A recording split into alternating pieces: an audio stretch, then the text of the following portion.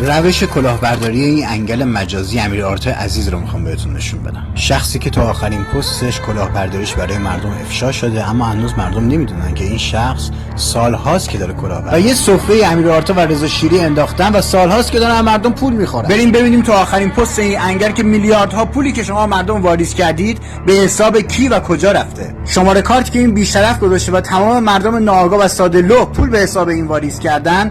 بریم ببینیم که این حساب اصلا برای کیه و برای چه شخصیه. مرکز نیکوکاری احسان ماندگار وصل میشه به خراسان رضوی و مالک این مؤسس رو به شما نشون میدم. ماهان صفایی ثانی، مشاور دبیر ستاد امر معروف و نهی از منکر خراسان رضوی. دقت کنید، رئیس شورای عالی سازمان بسیج و رسانه خراسان رضوی.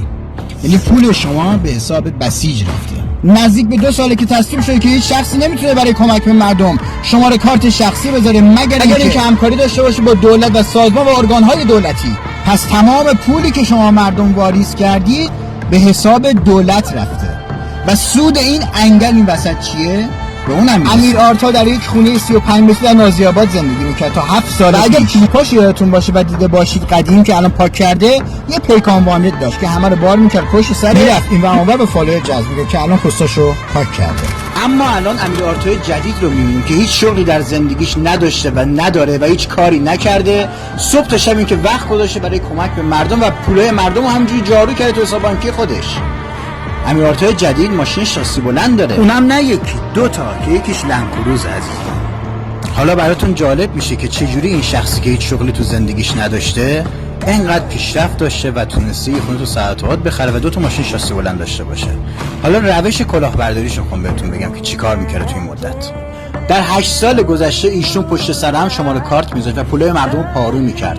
30% از اون پولا رو با رضا شیری خرج مردم میکرد، جلوی دوربین می آورد، خرج کودکای کار میکرد، 70%ش رو میذاشت تو جیب خودش. مردم هم متوجه این موضوع نمیشدن، مردم ساده لوح همینجوری پول واریز میکردن به حساب این شخص.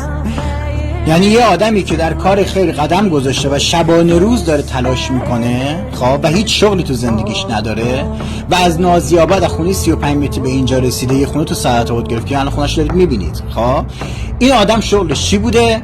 پولایی که مردم واریز میکردن 30% و هزینه کودک و مردم میکرده، کسی که محتاج بودن، 70% میذاشت جیب خودش. یعنی اینجوری پولدار شده و الان هم شغلش همینه، شبانه روز هم سفرهای